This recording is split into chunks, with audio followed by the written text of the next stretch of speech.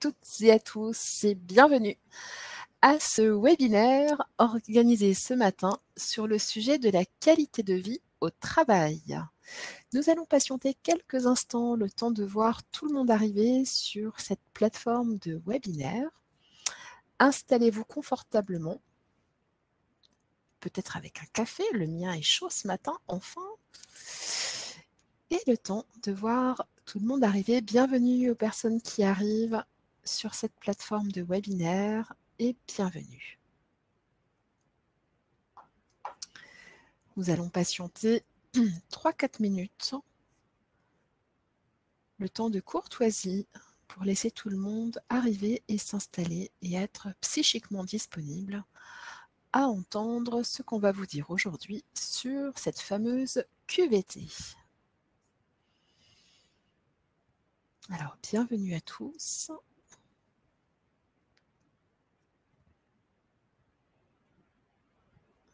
Bienvenue à ce webinaire qui va bientôt commencer. Installez-vous confortablement. Nous allons commencer d'ici 3-4 minutes. Si vous nous regardez en replay, évidemment, avancez de 3-4 minutes l'enregistrement pour arriver directement au cœur du sujet de ce matin. Vous n'aurez pas ainsi le plaisir de nous entendre vous faire patienter pendant tout ce temps.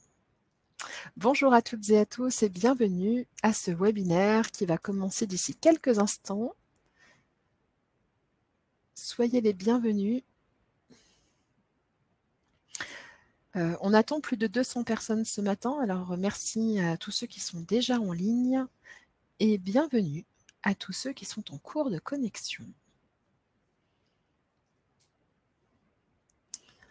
Alors bonjour aux personnes qui nous suivent de webinaire en webinaire, bienvenue à la communauté des webinaristes des services de santé au travail du Grand Est. Bonjour à tous. Je reconnais par-ci par-là un nom ou deux déjà bien connus.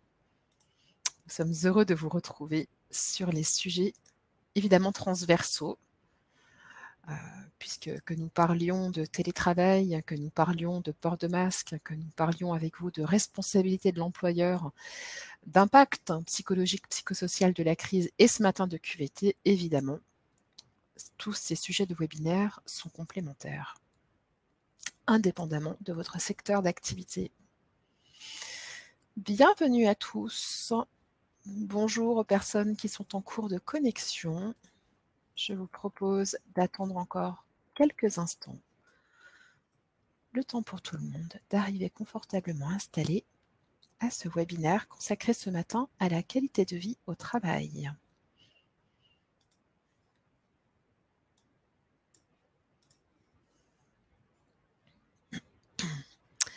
Bonjour et bienvenue à tous.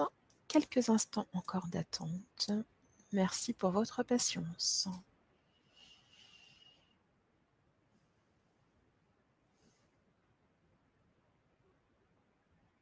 Bonjour et bienvenue à tous.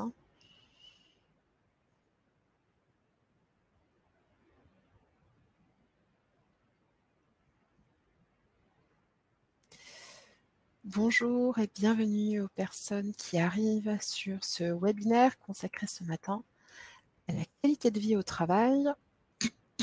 Nous sommes en cours de préparation et d'accueil des participants aujourd'hui, nombreux, pour ce webinaire consacré à la qualité de vie au travail. Bonjour et bienvenue aux personnes qui arrivent. Vous êtes au bon endroit si ce matin votre sujet de préoccupation, et pas ce matin uniquement je l'espère, est la QVT. Nous allons vous parler de la QVT comme une démarche globale, donc j'ose pas imaginer que vous y pensiez seulement ce matin. Bonjour à tous et bienvenue aux personnes qui arrivent sur ce webinaire consacré à la QVT. Soyez les bienvenus.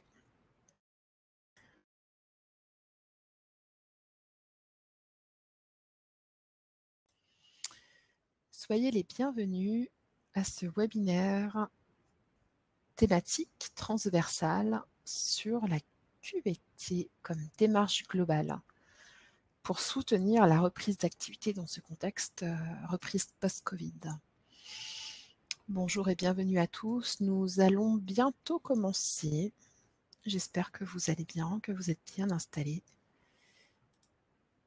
et que vous êtes prêts, pas trop dispersés. Je sais qu'on fait tous plusieurs choses en même temps en ce moment, encore plus que d'habitude. Concentrés sur ce webinaire consacré à la QVT.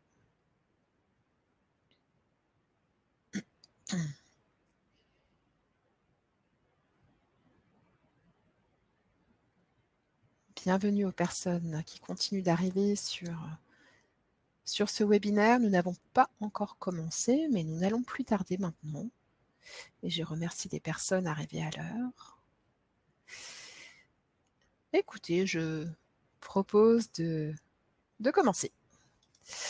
Eh bien, bonjour et bienvenue à toutes et à tous. Ce webinaire ce matin vous est proposé par GEST, l'association régionale qui réunit la vingtaine de services de santé au travail du Grand Est. Nous attendons aujourd'hui un peu plus de 200 personnes à ce webinaire consacré à la qualité de vie au travail comme démarche globale pour soutenir la reprise d'activité. Parmi vous, des entreprises adhérentes à l'un ou l'autre des services de santé au travail, d'autres non, des partenaires, des institutionnels, d'autres services de santé au travail, mais pas d'inquiétude. Les informations que nous allons vous donner ce matin ne font évidemment pas cette différence. Et ce qui nous réunit ce matin, ce sont les questions que vous vous posez et les réponses que nous vous apporterons. Je me présente, je suis Gaëlle Faure, responsable communication à Alsace Santé au Travail à Strasbourg. Et ce matin, ce webinaire sera animé par nos 2 psychologues du travail, Diane Létrier pour Agestra et Pierre Demonceau pour Ardennes Santé Travail. Pour ce qui est des questions, je vous propose de les envoyer par l'outil qui se trouve sur votre droite. Frédéric Gallois et Déborah Rotolo sont dans les starting blocks pour répondre à toutes vos questions. En fin d'intervention, je poserai quelques-unes de vos questions à nos 2 experts. Ce webinaire durera environ 1 heure, 1 heure et quart. Le replay et les supports de présentation seront disponibles très rapidement sur les sites internet des services de santé dont vous aurez les liens à la fin de cette présentation. Alors, nous allons commencer par aborder avec vous rapidement l'origine de la QVT. C'est ce qu'est donc cette QVT dont nous parlons tout ce temps, les enjeux de la QVT, de la qualité de vie au travail. Et puis, nous aborderons les outils d'intervention que vous pourrez déployer en entreprise, les actions concrètes possibles, et nous finirons avec les institutionnels qui œuvrent sur le sujet, et ils sont nombreux. Alors, je vais faire tomber tout de suite une idée reçue et bien ancrée. La QVT, ce n'est pas que la sophrologie de manière isolée une fois de temps en temps, ou bien qu'une séance de sport au travail de manière très isolée. Par contre, la QVT, c'est du sport. Et on va commencer cette séance avec Diane Leterrier. Bonjour à tous, je suis ravie d'être parmi vous aujourd'hui. C'est vrai, ce n'est pas du sport, mais je me suis un petit peu échauffée quand même avant de faire cette présentation et ces quelques mots d'introduction, effectivement, de la QVT par rapport à votre reprise d'activité. Je pense que vous avez effectivement plein de questions par rapport à tout ça, à ce sujet. Et donc, je vais commencer tout de suite par cette introduction sur l'origine du concept de la QVT pour vous donner un petit peu quelques notions sur ce concept-là. Donc, il faut savoir que le concept de QVT est apparu dans les années 50. Donc, dans les pays anglo-saxons, suite en fait à une étude, enfin des travaux qui ont été réalisés par le Tavistock Institute de Londres, qui ont démontré en fait les limites du taylorisme et qui ont créé l'idée de l'optimisation jointe, qui est cette idée que l'efficacité des salariés dépend en fait de la qualité de leurs relations interpersonnelles, qui dépend aussi de l'organisation du travail et également des modes de production. Plus tard, donc on voit une évolution effectivement dans les années 60 où finalement aux États-Unis la qualité of work life donc est employée en fait le terme est employé pour la première fois en anglais. suivi effectivement en 1972 de la première conférence internationale sur la qualité of work-life qui a réuni en fait l'ensemble des chercheurs internationaux et ils se sont réunis pour asseoir en fait les premières définitions sur la qualité de vie au travail. S'en est suivi effectivement entre les années 70 et 90 plusieurs approches différentes du concept, soit une approche plus orientée, centrée en fait sur les contraintes de travail, le poste de travail, notamment donc individuel de la part des anglo-saxons, et plus une approche centrée sur le collectif de travail, voilà, le dialogue social de la part effectivement des pays scandinaves. Donc, on voit un petit peu des différences à ce niveau-là.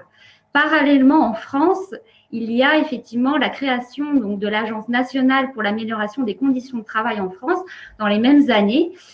Donc, on parle d'amélioration des conditions de travail. On n'a pas encore le terme de QVT.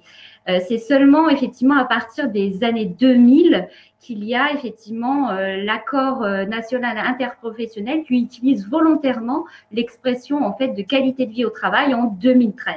Donc là, on voit vraiment qu'il y a une légitimité qui commence à venir, et notamment aussi 3 ans plus tard, donc en 2016, avec la loi Rebsamen qui inclut le thème de la QVT dans le champ de la négociation annuelle des entreprises. Donc, ça devient finalement un sujet incontournable pour les entreprises. Alors, finalement, la QVT, qu'est-ce que c'est? Je vais vous donner quelques éléments de définition et puis on l'abordera aussi au travers de 6 grandes dimensions. Donc, il y a eu vraiment une évolution du concept en France. Hein, on est passé, comme je vous le disais, d'une approche, on va dire, négative, centrée un petit peu sur les risques, la souffrance au travail, vers une approche beaucoup plus positive, centrée sur la satisfaction au travail, le bien-être au travail. Donc ça a été vraiment un tournant majeur à partir des années 2000 avec les entreprises qui ont voulu effectivement innover, voilà, faire innover de nouvelles méthodes, de nouveaux modes d'organisation. Donc, on voit bien cette transformation et ça a été repris effectivement par les pouvoirs publics. Donc, l'ANACT définit en fait la qualité de vie au travail comme étant un ressenti personnel influencé par les conditions de travail et les organisations dans l'entreprise. Donc, finalement, on retrouve d'un côté les conditions d'emploi et de travail, le contenu du travail et encore un aspect majeur, cette capacité d'expression et d'action des individus par rapport à leur travail. Donc là, on voit bien que ces 3 éléments déterminent finalement la perception de la qualité de vie au travail. Alors là, je vais vous développer et vous présenter les 6 dimensions que l'on retrouve pour expliquer ce qu'est que la qualité de vie au travail. Donc, ça a été développé effectivement par l'ANACT et on retrouve c'est une marguerite finalement. Donc, en première grande dimension, on retrouve les relations de travail et le climat social, hein, qui est un thème, une dimension très importante, on le verra par la suite. Le contenu du travail également, la santé au travail, les compétences et le parcours professionnel, l'égalité professionnelle pour tous et le management participatif et l'engagement. Aussi un thème très important dans cette marguerite. Donc, les relations de travail, pour vous traduire ça un petit peu plus concrètement, ça concerne effectivement les échanges entre les personnes.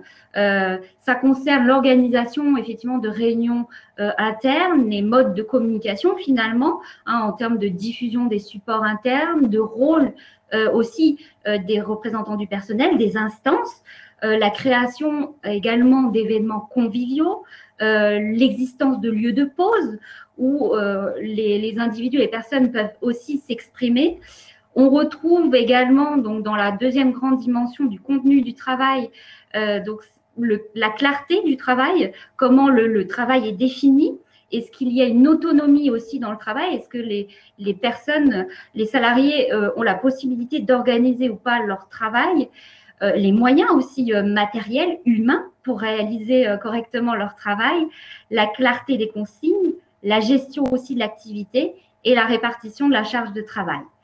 Concernant la dimension santé au travail, c'est vraiment aussi la prise en compte en fait de la santé individuelle au travail qui est très importante, la diffusion du document unique d'évaluation des risques professionnels, hein, où on voit vraiment une vision globale aussi de tous les risques que l'on peut retrouver dans l'entreprise, la mise en œuvre d'un plan d'action, parce que c'est bien d'avoir une vision des risques, mais c'est bien aussi d'agir pour réduire et limiter ces risques, la prise en compte des risques psychosociaux, des troubles musculo-squelettiques, l'aménagement également des lieux et des postes de travail et l'optimisation des déplacements professionnels. Concernant la dimension compétences et parcours professionnels, eh bien, on voit aussi des actions qui sont faites sur le parcours d'intégration, les entretiens individuels, la gestion des compétences, le plan de formation aussi, l'adaptation de ces compétences et l'utilisation des différents dispositifs. Concernant l'égalité professionnelle pour tous, ça va se traduire beaucoup plus par des actions concernant la conciliation de la vie professionnelle et de la vie personnelle, l'aménagement des horaires de travail, l'utilisation des outils de communication, bien sûr l'égalité professionnelle entre les hommes et les femmes, la pyramide des âges et la prise en compte du handicap. En dernière dimension, qui est très importante également dans cette QVT, c'est la dimension management participatif et engagement. Donc là, on voit vraiment la connaissance effectivement de la stratégie de l'entreprise, du projet d'entreprise. C'est important vraiment que ce projet et cette stratégie soient partagés finalement par tous. La clarté des rôles et des missions de chacun. La diffusion des procédures de travail, le temps d'échange sur le travail, la transparence de la politique de rémunération aussi, et enfin, l'information sur les changements à venir de l'entreprise. Merci. Merci Diane. Excusez-moi, je vous coupe la parole et je vous laisse finir, pardon. C'est bon, merci. Merci Diane pour ce rappel très précis sur ce qu'est donc cette QVT et bien certainement plus large que ce que nous pensions avant même ce webinaire. Quels sont les enjeux de la QVT, notamment à l'heure du contexte que nous vivons et de la reprise d'activité? Alors, il y a plusieurs enjeux. On va voir effectivement ces principaux enjeux en termes aussi de chiffres par rapport à cette reprise d'activité aussi.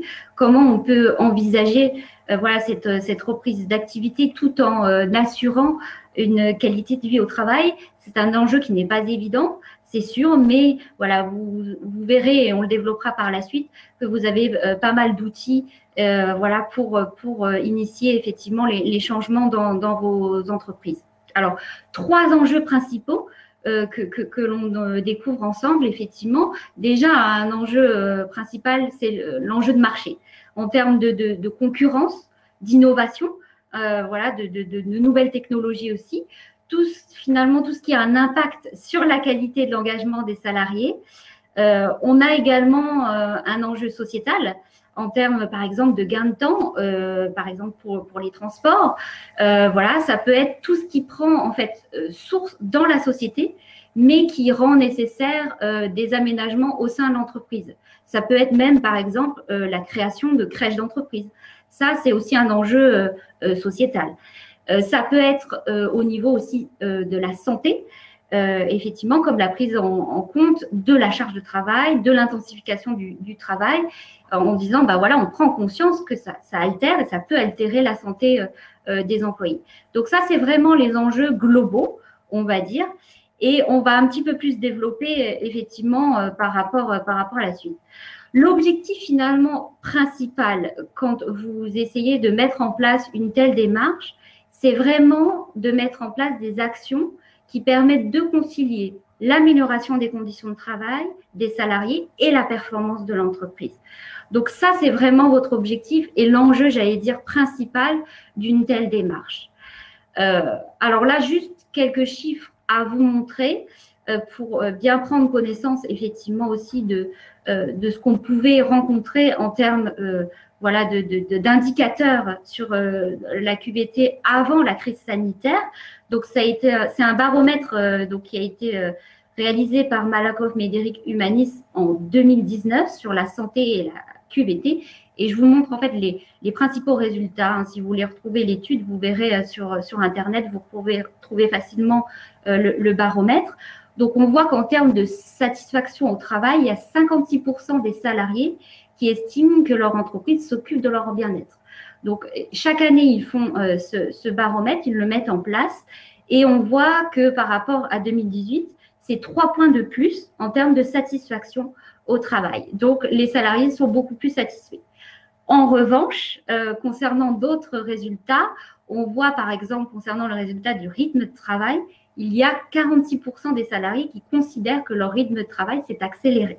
Donc là, on voit qu'il y a encore des efforts à faire par rapport à cette thématique-là de rythme de travail notamment. Et enfin, on voit aussi pour la conciliation vie professionnelle, vie personnelle, que 36% des salariés estiment que l'équilibre entre le travail et les engagements dans la sphère privée est pas toujours évident à trouver, et difficile même à trouver. Ce qu'on peut effectivement comprendre aussi. L'étude, enfin ce baromètre met aussi à jour des différences régionales. Par exemple, les Bretons sont mieux lotis que nous concernant la conciliation vie professionnelle, vie personnelle. Mieux lotis que nous, salariés du Grand Est. Donc, on voit bien, voilà, ces résultats-là sont assez parlants par rapport à la QVT. Voilà. Concernant effectivement d'autres résultats, parce que c'est important aussi de les mettre en parallèle pendant la crise sanitaire, est-ce qu'il y a eu des évolutions ou pas au niveau de cette QVT? Donc là, c'est des consultations, donc c'est des résultats tout frais, hein, des consultations du réseau ANAC-TARAC sur le travail, donc qui ont été réalisées sur le travail sur site et le travail à distance pendant la crise sanitaire et le confinement. Donc ça a été réalisé de mars à mai 2020. Et on voit qu'il y a quand même 3/4 des salariés qui ont vu leur objectif de travail revisité en termes de résultats, en termes de délai. Par rapport aussi également à l'adaptation de l'activité, on voit qu'il y a 62% des salariés qui ont vu leurs horaires et leur rythme de travail aménagés. Donc là aussi, beaucoup de changements. Et enfin, dernier grand résultat, il y a plus de la moitié des répondants qui se sont vus confier de nouvelles missions.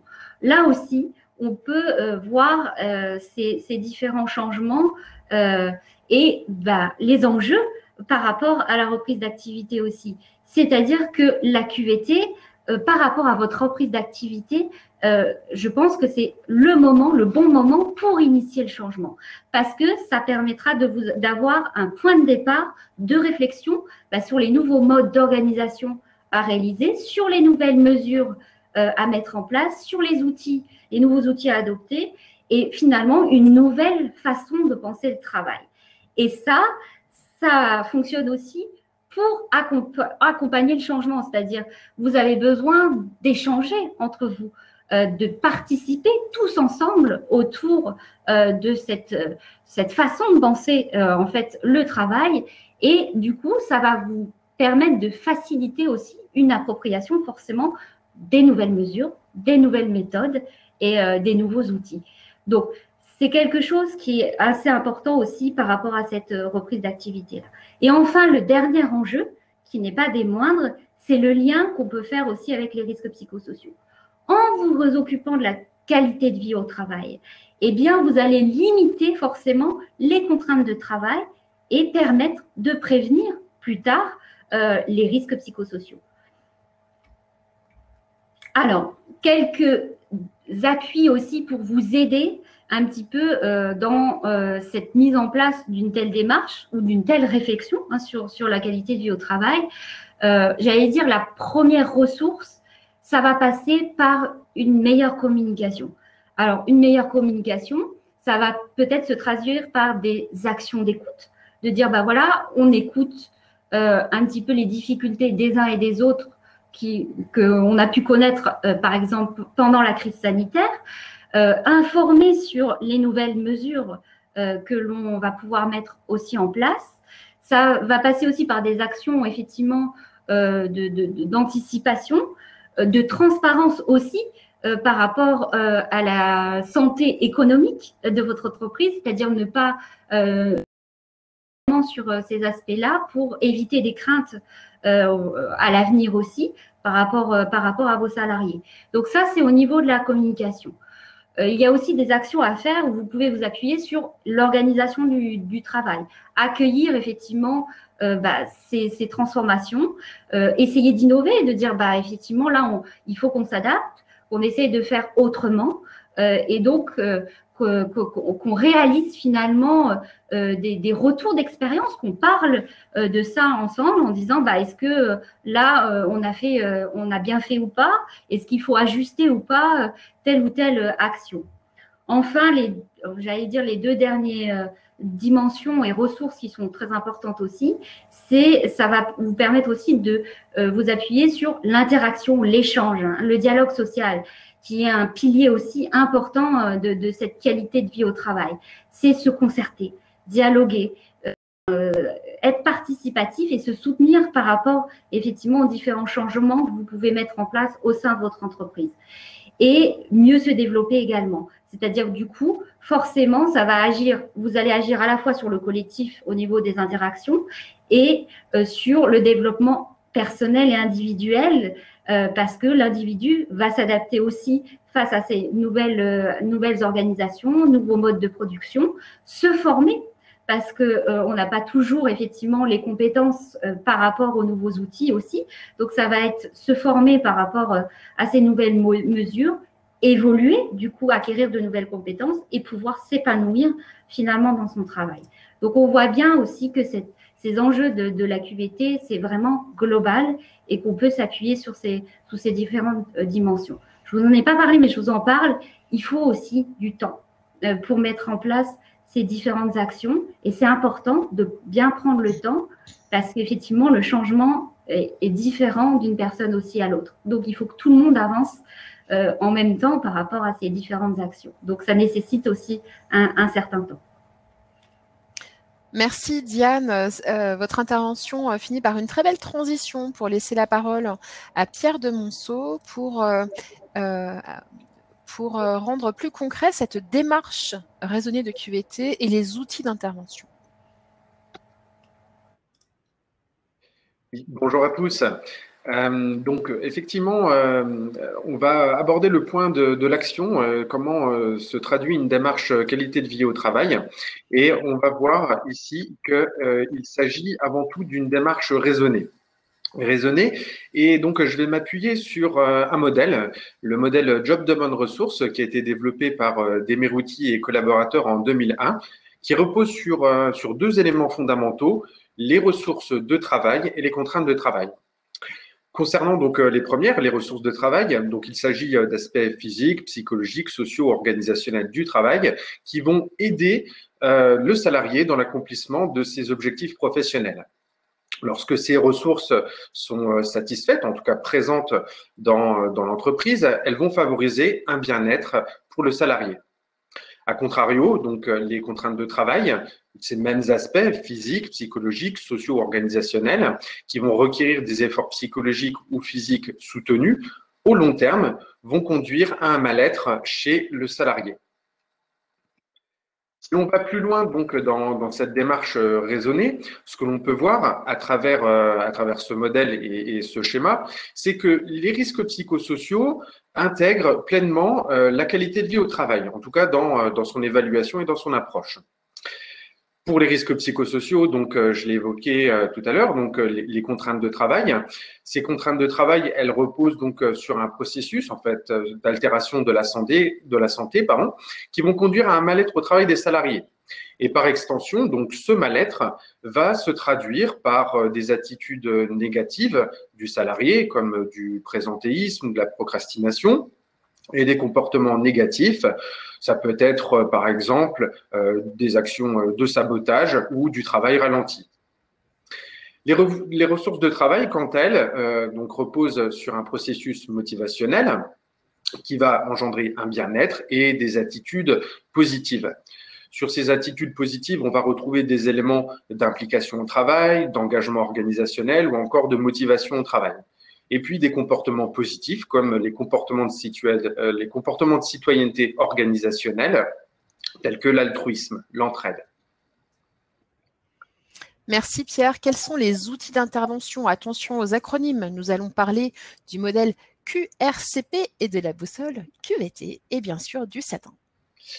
Alors, il existe effectivement un certain nombre d'outils d'intervention pour évaluer la qualité de vie au travail. Et donc, je vais présenter ces 3 outils.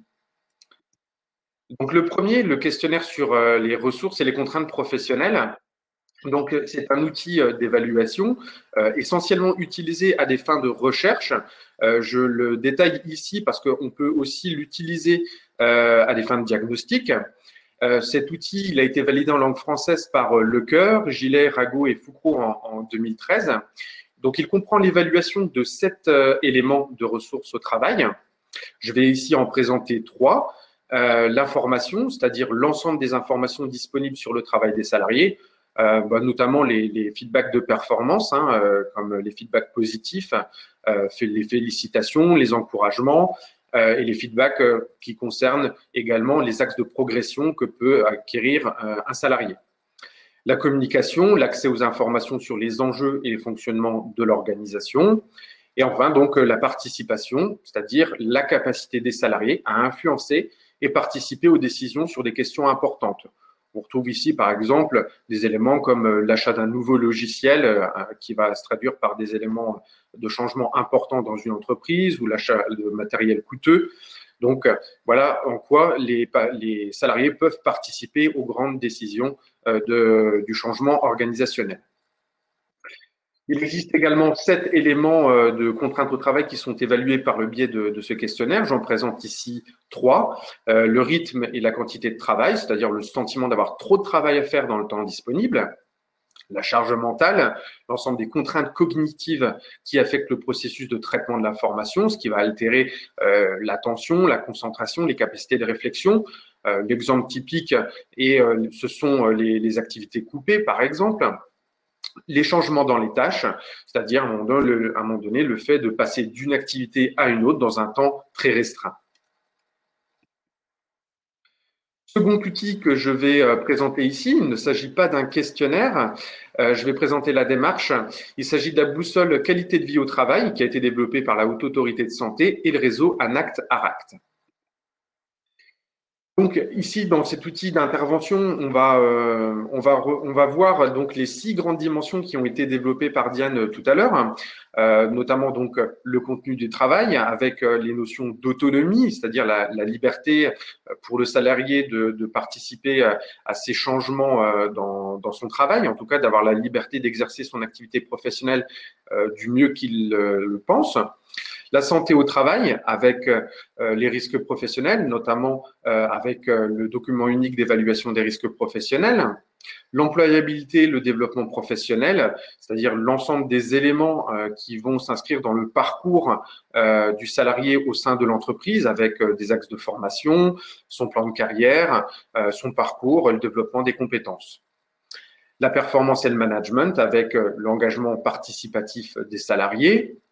Les relations de travail, le climat social, avec des notions assez importantes comme les discussions sur le travail. Encore une fois, la possibilité du salarié de participer donc au changement dans son propre travail. Des notions aussi d'équité et de justice organisationnelle qui vont renvoyer à des éléments comme la transparence des règles au sein d'une entreprise. Et enfin, donc l'égalité des chances, qui va reprendre des éléments comme l'équilibre vie privée, vie professionnelle, avec le droit à la connexion, la diversité, la non-discrimination. Donc cet outil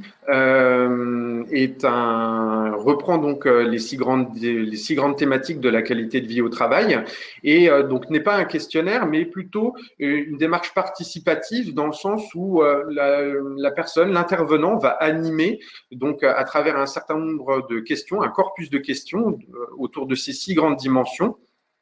Et donc il va animer des groupes de travail autour de ces 6 grandes thématiques. Là, je prends quelques exemples de questions qui sont dans ces différents corpus de questions. Sur le contenu du travail, par exemple, dans quelle mesure les activités sont-elles plutôt répétitives ou variées? Concernant la santé au travail des salariés, est-ce qu'il existe des moyens de régulation concernant la charge de travail? la performance et le management peuvent être questionnés sur des éléments comme les critères d'évolution dans la grille de classification. D'autres thématiques, l'employabilité, le développement professionnel. Est-ce que l'établissement, l'entreprise ou l'association encourage la validation des acquis par l'expérience ou la mise en place de congés individuels de formation? Les relations de travail, le climat social. L'établissement favorise-t-il des moments communs, informels, des pauses, des repas ou encore des moments un peu plus symboliques comme les médailles du travail ou encore des processus d'intégration des salariés? Et enfin, l'égalité des chances, la diversité et la non-discrimination. Est-ce que ces valeurs font partie donc des valeurs de l'entreprise? En tout cas, est-ce qu'elles sont affichées? Troisième outil que je vais présenter ici, donc il s'agit du SATIN, donc Santé au travail INRS Université Nancy 2, qui a été développé par Vincent Grandjean de l'INRS et Jean-Luc Cobb de l'Université de Lorraine. Ici, on reprend donc l'idée d'un questionnaire. Et donc, ce questionnaire va permettre d'investiguer les conditions de travail et la santé. Donc, on revient sur des éléments de qualité de vie au travail au sens large, traitant des conditions de travail et des différents aspects de la santé des salariés. Il s'insère dans le cadre d'une politique de promotion du bien-être au travail et de prévention des risques psychosociaux. On l'a vu tout à l'heure, les risques psychosociaux font partie intégrante de la qualité de vie au travail. Et l'objectif, bien évidemment, est de permettre d'effectuer un diagnostic qui va aider à la mise en place d'une intervention. Je détaillerai tout à l'heure donc quel type d'intervention il est possible de mettre en place dans une entreprise à l'issue d'une évaluation. Donc, ce questionnaire reprend différentes dimensions, assez classiques pour la première, avec l'identification personnelle et professionnelle du salarié. Je précise, ces questionnaires sont anonymes. Donc, ça va reprendre des éléments classiques comme l'âge, le sexe, la santé perçue, donc la façon pour un salarié de percevoir sa propre santé, en tout cas l'évaluation qu'il fait de sa propre santé, sa perception à différents niveaux, niveau physique, psychologique et des symptômes comme des douleurs dorsales, cervicales ou encore le stress. Troisième élément, donc les exigences de travail et les capacités. Donc, les exigences et les capacités vont être mises en relation à différents niveaux. Donc, les exigences et les capacités physiques, cognitives, émotionnelles, l'ensemble des compétences et des connaissances que possède un salarié. L'appréciation donc d'un décalage entre les exigences de travail et les capacités vont permettre d'indiquer si un ou plusieurs salariés se trouvent en difficulté sur certaines dimensions ou au contraire bénéficient, en tout cas s'épanouissent dans le travail. Trois autres dimensions supplémentaires, la perception et l'évaluation de l'environnement de travail, l'environnement physique, les activités professionnelles qui sont intimement liées à des aspects de motivation, d'intérêt que l'on porte pour ces activités professionnelles, son métier, le cadrage de l'activité qui va reprendre des éléments de management et enfin le contexte organisationnel, c'est-à-dire l'ensemble des éléments qui vont régir le travail comme les horaires. Enfin, donc, une partie appréciation générale du travail qui est évaluée par deux items, des attitudes vis-à-vis de l'activité et de la structure. Et enfin, un élément important qui est un module complémentaire facultatif pour les services de santé au travail, qui est à destination du médecin du travail. Vous allez comprendre pourquoi, tout simplement parce que il va y avoir des éléments qui vont se centrer sur les traitements médicamenteux, les arrêts de travail, le suivi médical du salarié.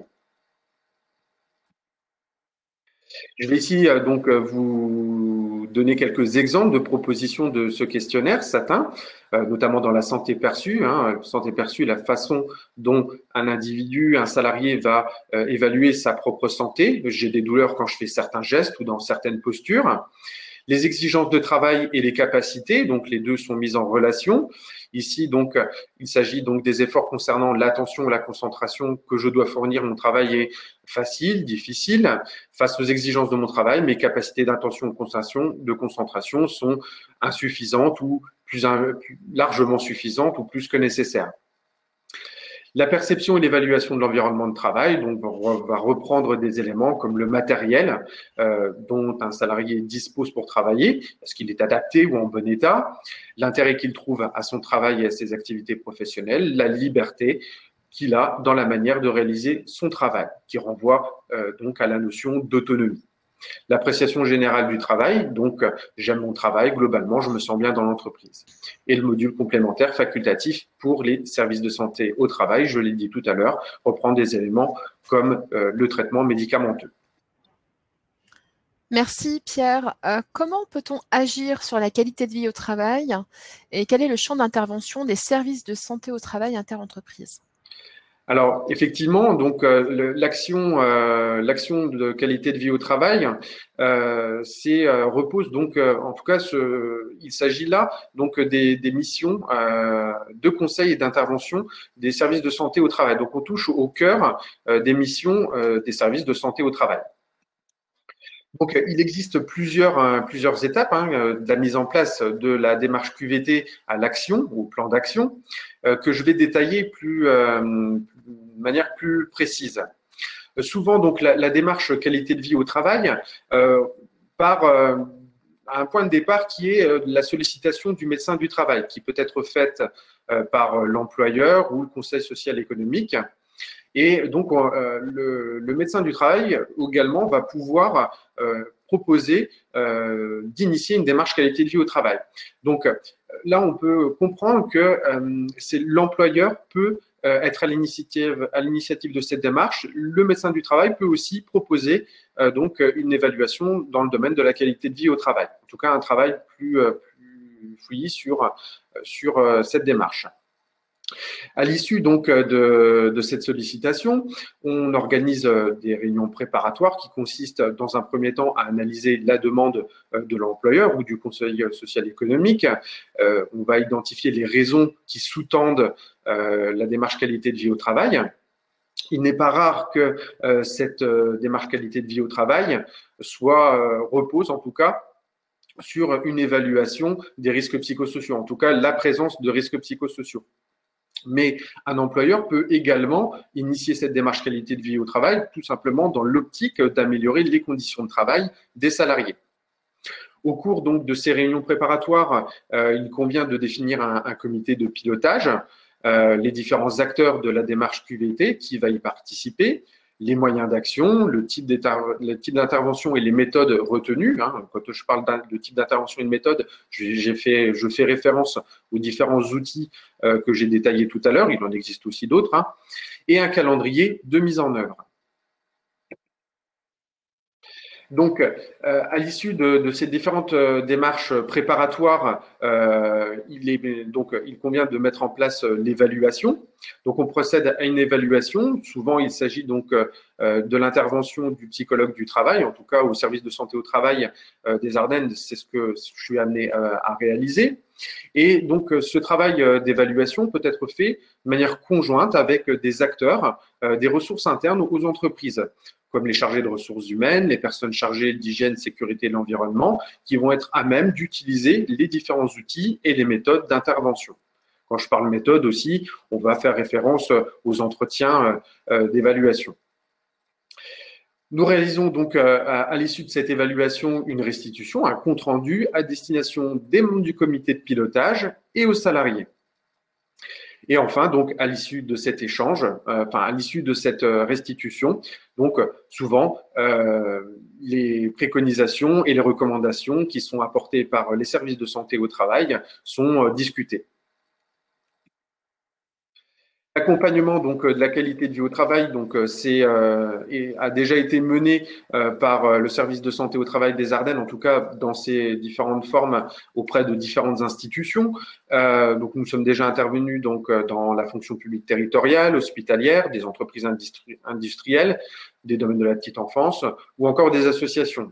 Ce que je veux dire par là, c'est que cette démarche qualité de vie au travail peut s'inscrire en fait dans différentes structures, quel que soit son champ d'activité. Dans l'évaluation, par exemple, donc nous avons pu formaliser un certain nombre de préconisations et de recommandations, notamment, par exemple, la réduction de symptômes physiques et psychosomatiques.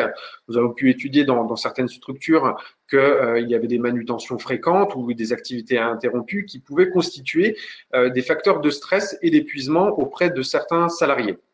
Ce qu'on a pu conseiller, donc c'est d'avoir une réflexion collective sur la réduction des manutentions, l'amélioration de l'environnement de travail, des processus de planification du travail, des activités professionnelles et l'amélioration de communication interservices.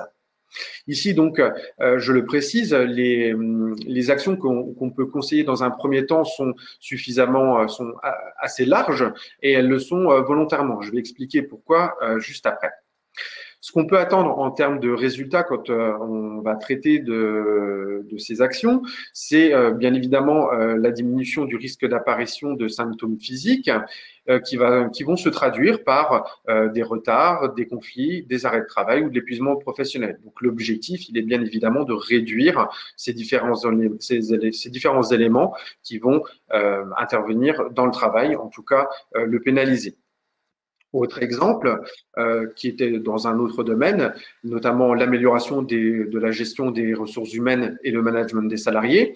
Les salariés ici donc souhaitaient améliorer le sentiment d'être considérés, bien traités, améliorer la clarté des informations sur le travail et bénéficier davantage de soutien moral de la part de leur hiérarchie. Ce que nous avons pu conseiller en termes d'action ici était de développer les pratiques de retour sur le travail, les fameux feedbacks que j'évoquais tout à l'heure, les feedbacks positifs, comme à un moment donné les encouragements. Améliorer donc l'écoute des salariés, renforcer la politique d'avancement et l'évolution de carrière, notamment par le biais d'actions de formation ou encore améliorer la rémunération. Ce qu'on peut attendre de ce type d'action, c'est d'améliorer les rapports internes, éviter les conflits et favoriser des variables comme la motivation ou l'investissement au travail. Donc, je l'ai dit tout à l'heure, nous intervenons dans l'évaluation, mais une évaluation seule n'est pas suffisante. En tout cas, ce n'est pas quelque chose de suffisant, en tout cas de satisfaisant en matière de QVT, puisqu'il faut que ça se traduise en action. Et donc, à la suite de cette évaluation, nous accompagnons les entreprises dans l'élaboration du plan d'action. Quelques exemples de plans d'action que nous avons pu mener. Donc, ils sont menés essentiellement à travers des groupes de discussion thématiques qui font participer des salariés volontaires.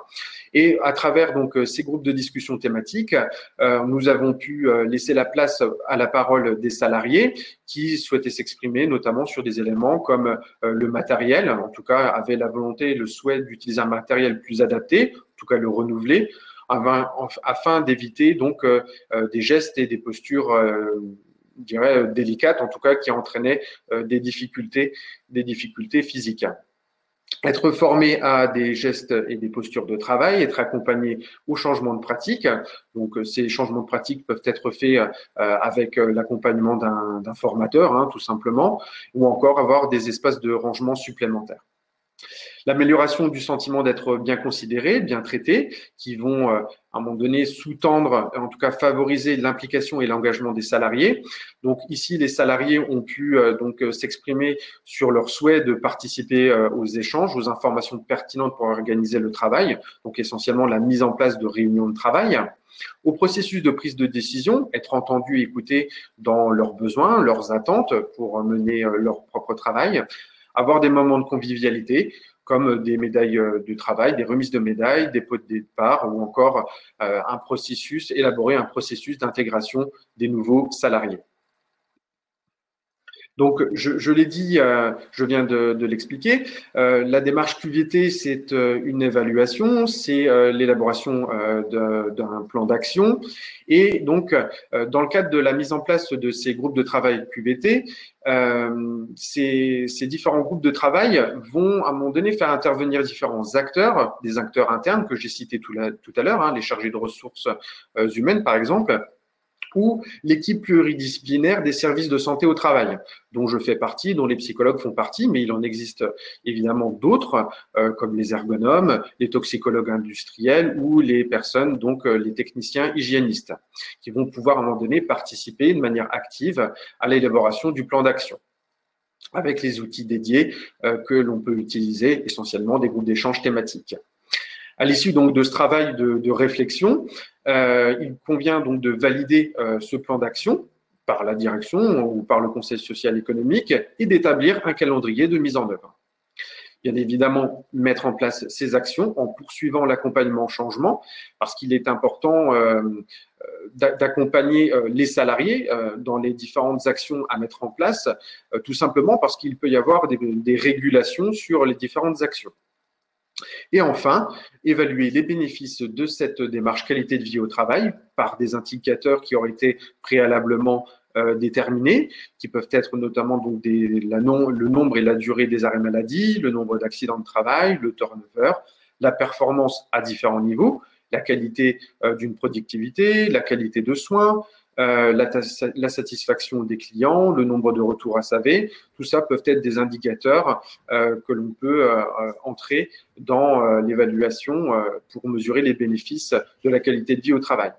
D'autres variables peuvent être intégrées à cela, donc des mesures de satisfaction des salariés, notamment comme l'engagement, l'implication ou la motivation au travail. Merci Pierre, quel vaste sujet que celui de la qualité de vie au travail. Une vraie démarche globale et dans le temps, comme le disait Diane tout à l'heure, pour faire la transition. Alors, quels sont les autres partenaires, quels sont les autres institutionnels qui œuvrent à côté des services de santé au travail sur ce sujet ? Plusieurs, notamment les administrations publiques de un partenaire essentiel, je dirais aussi également, c'est le réseau ANACT-ARACT, qui sont quand même fondateurs aussi de ces démarches de qualité de vie au travail. La direction régionale des entreprises, de la concurrence, de la consommation, du travail et de l'emploi, donc la DIRECT. Bien sûr, l'agence régionale de santé Grand Est, donc l'ARS. On retrouve également le CROCT, donc c'est le Comité régional d'orientation des conditions de travail. En fait, le CROCT est une instance consultative qui est composée de membres donc, des administrations régionales de l'État, des partenaires sociaux et des organismes préventeurs, comme les services de santé au travail également. Donc, on fait partie effectivement de ce CROCT-là.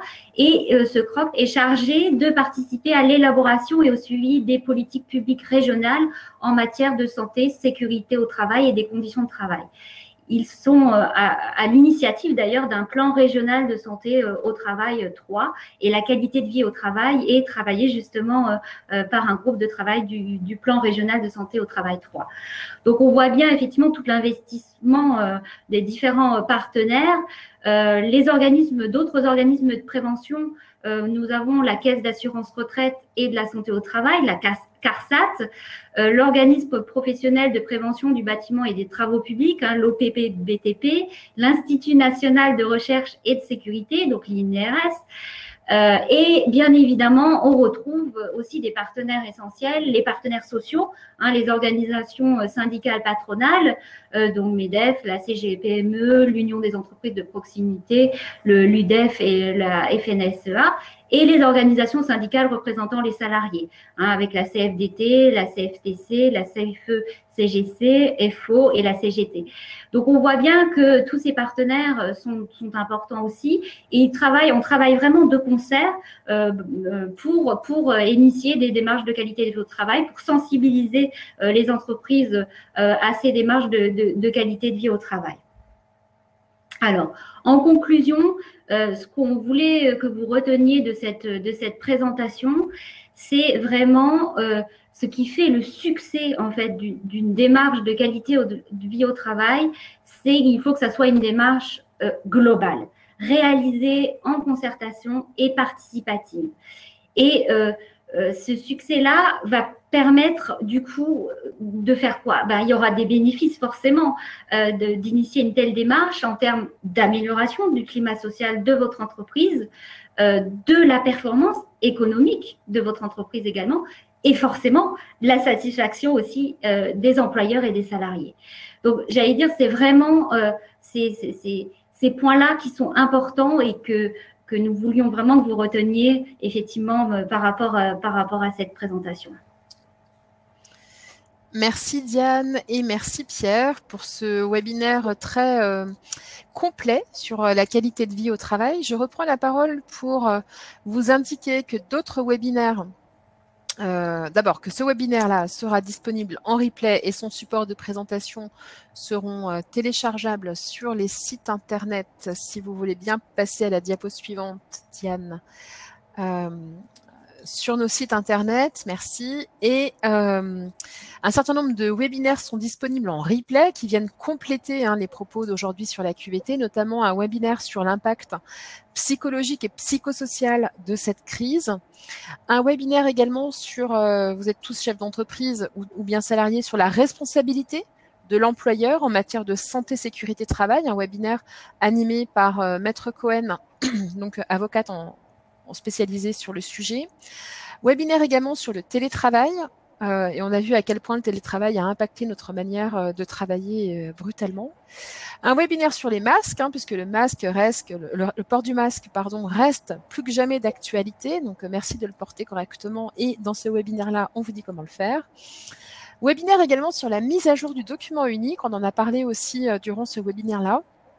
Donc, ce webinaire fait le point sur ce que vous devez faire pour la mise à jour de votre DU. Et puis un webinaire sur le référent Covid qui a eu lieu cette semaine aussi, le référent Covid qui est apparu avec cette crise-là. D'autres webinaires également que vous retrouverez notamment sur les sites d'ast67.org et sur les sites d'agestra.org, mais aussi sur les sites des services de santé au travail de la région. Voilà ce que je pouvais dire sur les webinaires. Je vais maintenant me faire l'écho de quelques-unes de vos questions auprès de Diane et auprès de Pierre. Alors, une question a été posée pour préciser ce que veut dire le travail empêché. Est-ce que vous pouvez, l'un ou l'autre, refaire un focus là-dessus?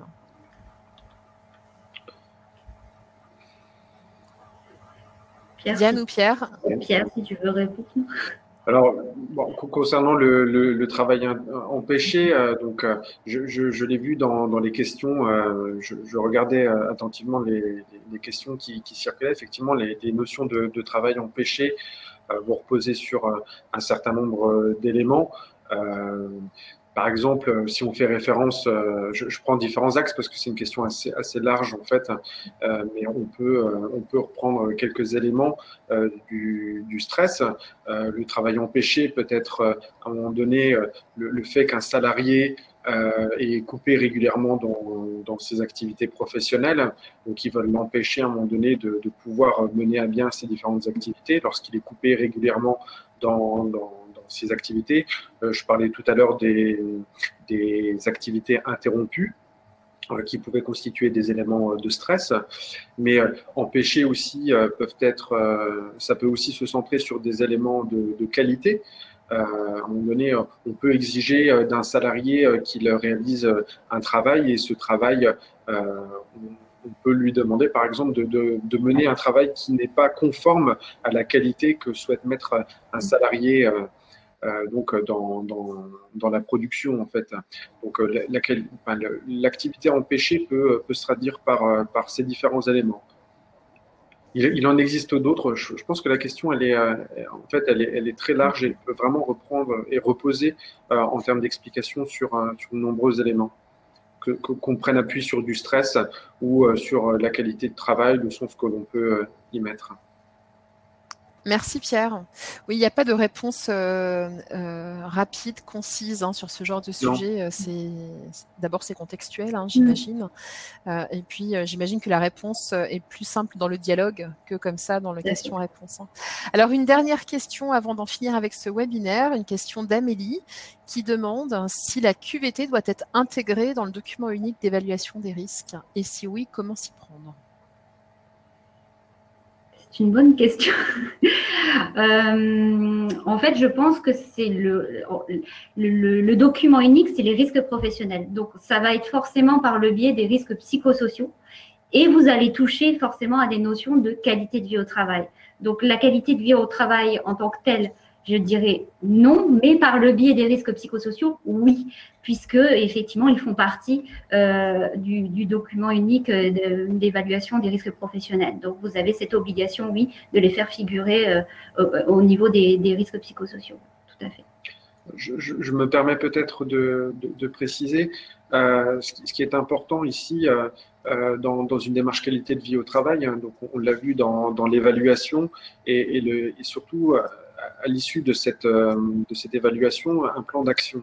Ce qui peut être intéressant d'indiquer dans le document unique d'évaluation des risques professionnels, ce sont les différentes actions qui vont contribuer à l'amélioration des conditions de travail. On l'a vu, la qualité de vie au travail, ça peut concerner l'environnement physique de travail, ça concerne les risques psychosociaux. Donc, on peut très bien introduire dans le document unique des actions précises pour traiter de ces différents éléments. Merci de ces précisions.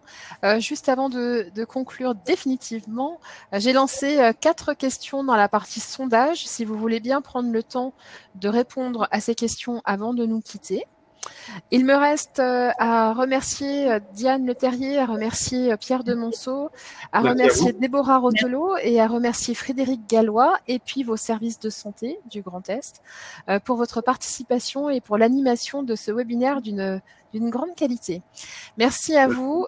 Je remercie les participants à ce webinaire. Prenez soin de vous et à bientôt. Au revoir.